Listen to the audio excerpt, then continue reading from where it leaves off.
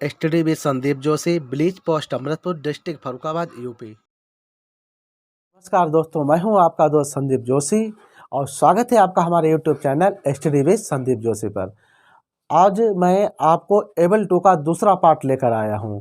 तो इससे पहले मैंने आपको बताया था एबल टू के बारे में पार्ट 1 और ये हमारा पार्ट है एबल टू का दूसरा। तो आइए देखते हैं। तो इसमें भी हमने पहचान लिख रखी है पहले कि लायक है, सक्षम है, योग्य है, पाता है। इस प्रकार से एबल टू का ये हमारा दूसरा पार्ट है। तो इस पार्ट में हम एबल टू पर प्रेजेंट के ही प्रेजेंट में ही जो एबल टू है उसी के ऊपर चर्चा करेंगे और इसमें हम पॉजिटिव, नेगेटिव, इंट्रोगेटिव सेंटेंस देखेंगे। तो आइए देखते हैं।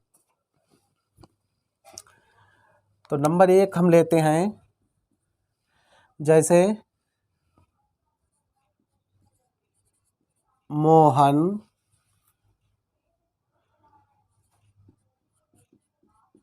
बाजार जाने योग्य है। तो इसमें है मोहन बाजार जाने योग्य, ये हमारा प्रेजेंट में है। तो इसमें हम सहायक क्रिया है हेल्पिंग वर्ब इज ए मार का प्रयोग करेंगे, ठीक है, कर्ता के अनुसार। तो हमारा कर्ता एक वचन है तो इसके एक वचन के साथ हम इसका प्रयोग करेंगे। तो मोहन है तो इसलिए इज, योग्य है तो मोहन इज एबल टू, जाने के लिए गो टू द, कहाँ जाने के लिए, मार्केट।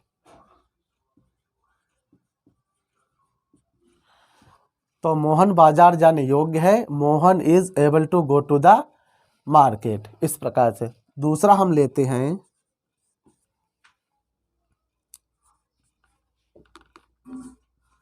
सीता खाना पकाने में सक्षम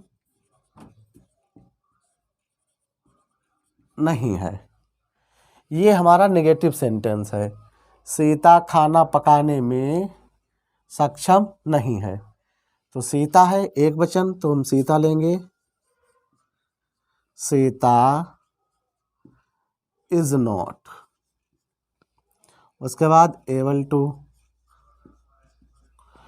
तो नॉट जो है हम एबल से पहले लगाएंगे। तो Sita is not able to, क्या करने में सक्षम नहीं है, पकाने में। क्या पकाने में, फूड।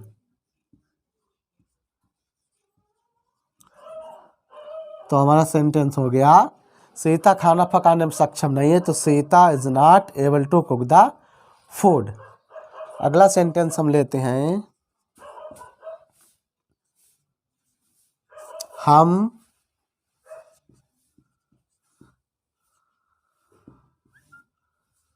अंग्रेजी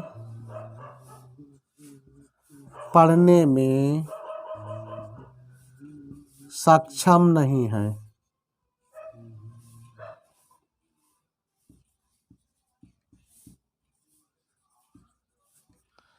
तो तीसरा हमारा सेंटेंस है, हम अंग्रेजी पढ़ने में सक्षम नहीं हैं। तो इसे हम बनाएंगे बी और बी के साथ आर का प्रयोग करेंगे।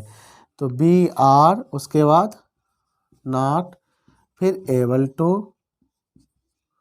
तो वी आर नॉट, बी माने हम है, नहीं है तो बी आर नॉट, सक्षम नहीं है तो नॉट एबल टू, किसमें, पढ़ने में। तो रीड अंग्रेजी में, इंग्लिश।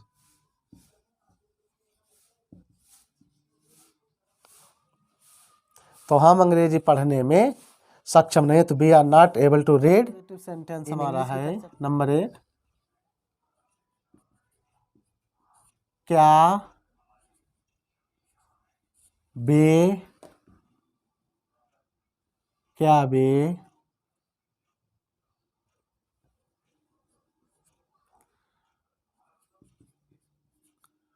आम खाने में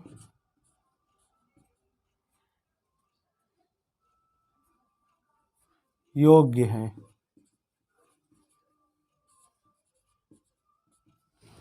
क्या वे आम खाने में योग्य हैं? तो क्या आगे आ गया हमारा, तो बे है, तो बे के साथ आर का प्रयोग होता है। सबसे पहले हम आर लगाएंगे, आर दे, उसके बाद एबल टू, आर दे, उसके बाद एबल टू का प्रयोग करेंगे। खाने में ईट आम, are they able to eat mango.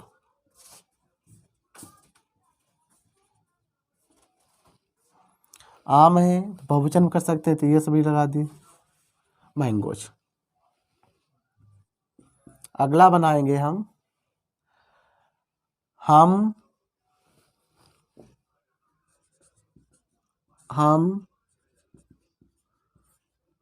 अपने कपड़े धोने लायक हैं, यानी कि वो अपने कपड़े धोने लायक हैं, यानी हम अपने कपड़े धोने लायक हैं। तो इसे हम बनाएंगे बी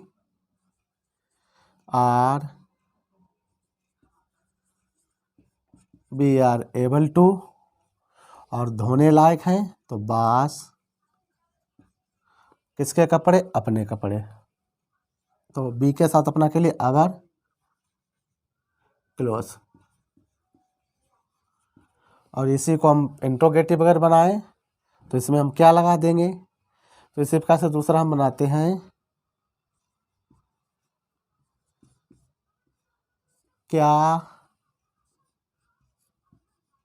तुम यह काम करने में योग्य हो?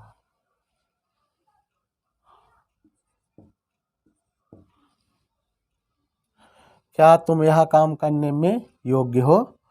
तो सबसे पहले आर हम इसीलिए लगाएंगे कि यहाँ पर बहुवचन है करता हमारा, तो इसी वजह से यहाँ पर हो के लिए आर आएगा। तो are you able to, are you able to, तुम योग्य हो क्या करने में? यह काम करने में। तो करने के लिए डू, और यह काम के लिए दिस वर्क और क्वेश्चन मार्क। क्या तुम यह काम करने में योग्य हो? तो are you able to do this work. तो ये हमने इंट्रोगेटिव सेंटेंस लिए हैं कि क्या वे आम खाने में योग्य हैं, क्या वे आम खाने में योग्य हैं या वे आम खाने लायक हैं। तो प्रश्नवाचक है हमारा, तो सबसे पहले हम आर है उसे आगे लेकर आएंगे और बे की पीछे। तो आर दे एबल टू, और खाने योग्य हैं तो ईट मैंगोज, बहुत से आम हैं। हम अपने कपड़े धोने लायक हैं, यानी हम अपने कपड़े धोने लायक हैं। तो हम के लिए बी है, बी के साथ हमेशा आर आता है बहुवचन प्रेजेंट में, तो बी आर एबल टू बास, और अपने कपड़े तो आवर क्लोथ्स। अगला हमारा है, क्या तुम यह काम करने में योग्य हो? करने में यानी क्या तुम यह काम करने लायक हो या योग्य हो, सक्षम हो। तो are you able to do this work. अच्छा, एक निगेटिव लेते हैं इसी का सेंटेंस हम, क्या पिताजी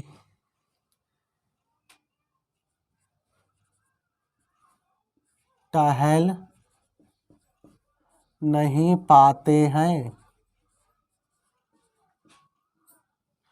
तो इस वाक्य में पूछा गया है क्या पिताजी टहलने लायक हैं, योग्य हैं, या टहल पाते हैं या नहीं पाते हैं, सक्षम है।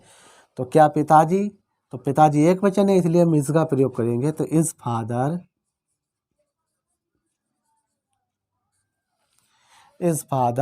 नहीं है तो not, is father not able to, is father not able to टहलने में, वॉक।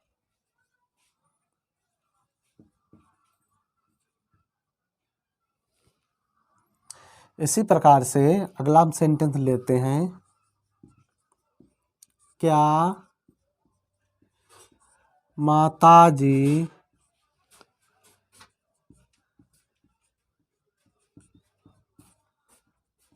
अंग्रेजी बोलने में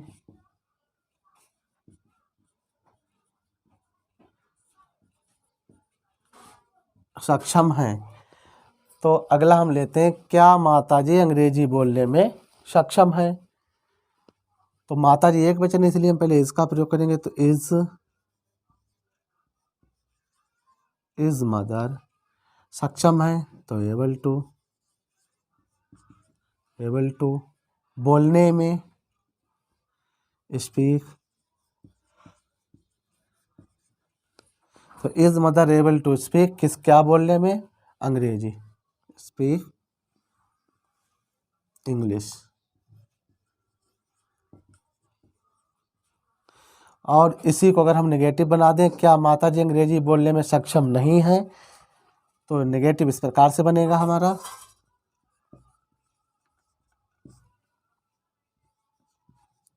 इज मदर नॉट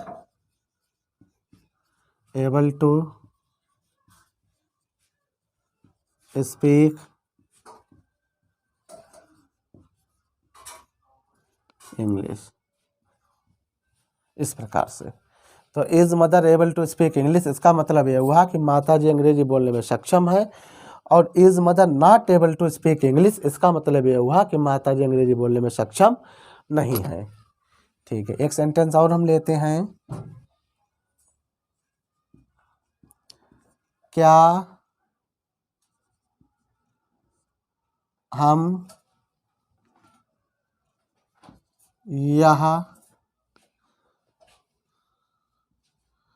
पाठ पढ़ने में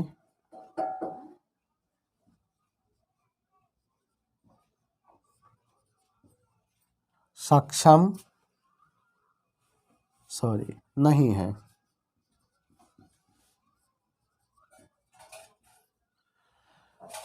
क्या हम यह पाठ पढ़ने में सक्षम नहीं है, तो इसे हम बनाएंगे, नहीं है तो बी के साथ आर का प्रयोग करेंगे,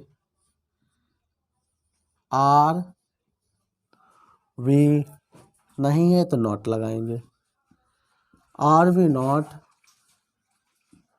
उसके बाद able to, are we not able to पढ़ने में, रीड इस पाठ को,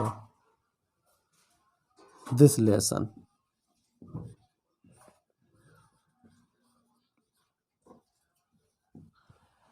तो आप लोगों ने देखा, इस प्रकार से हमने नेगेटिव सेंटेंस बनाए हैं।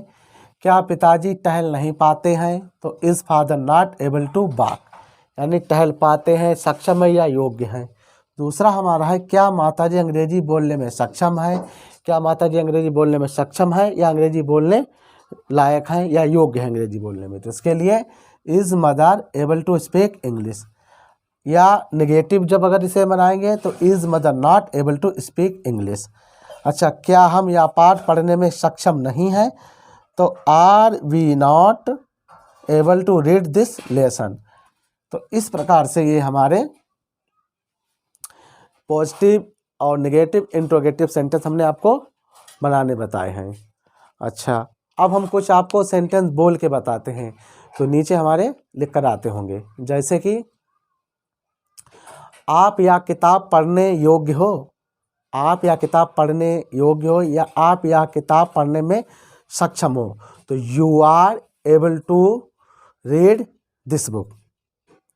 मैं कानपुर जाने लायक हूँ, तो I am able to go to the Kanpur. पिताजी बाजार जाने में सक्षम हैं, तो father is able to go to the market. माताजी अपने कपड़े धोने में सक्षम हैं, तो mother is able to wash her clothes. Ram यह किताब पढ़ने में सक्षम है, तो Ram is able to read this book. तो इस प्रकार से ये सेंटेंस हमारे एबल टू पर है। तो ये हमारा एबल टू का दूसरा भाग है। अब इसके आगे हम अपना भाग बनाएंगे पास्ट में, कि एबल टू का पास्ट में प्रयोग कैसे करते हैं। तो जैसे पास्ट में यहाँ पर हमने इज ए मार का प्रयोग लिया है, वहाँ पर हम वाज और वर का प्रयोग लेंगे। तो उस भाग को देखने के लिए हमारा वेट कीजिए, तो हम इससे अगला से भाग जो है वो बनाएंगे। तो इस भाग जो हमने आपको बताया है एबल टू के बारे में, पहचान लायक है, सक्षम है, योग्य है, पाता है, इस प्रकार से। तो आशा करता हूँ ये भाग हमारा आपको अच्छे तरीके से समझ में आ गया होगा। जो भी इसमें कमी रह गई हो तो आप प्लीज़ कमेंट करिए तथा हमारे इस भाग को शेयर करें, लाइक करें और सब्सक्राइब करें।